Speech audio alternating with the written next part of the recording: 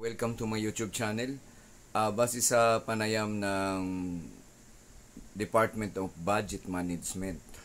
So sinabi niya na approved na, may IIR na. So ang naka-ready na ang budget tungkol dito sa salary increase ng SS Salary Standardization Law 6, no, yung under ng Executive Order 64 ng ating mahal na Pangulong Bongbong Marcos. So ready na siya. So mayroon na kung magkano dapat ang rate. Kaso lang nagdidepende pa din sa agency.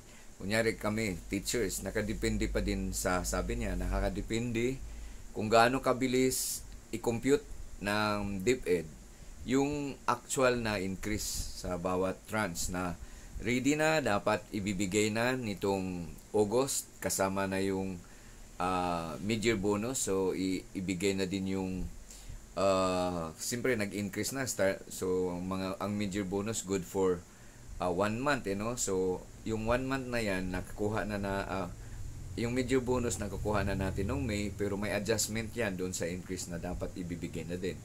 Okay? Approve na. So kung kailan maibigay, kailan mai-release ng agency natin, kunyari sa amin sa DepEd, nagdidepende base niya sa kanya, nakabase yun kung gaano kabilis mag-compute, kung saang government agency ka nandyan. So pakinggan natin o panoorin natin yung panayam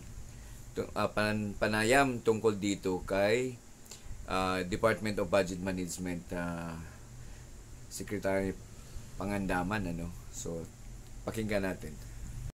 Now, agencies, sa inyong mga lahat nung mag-i-implement ng adjustment para mapabilis yung pag-release ng mga adjustments ito.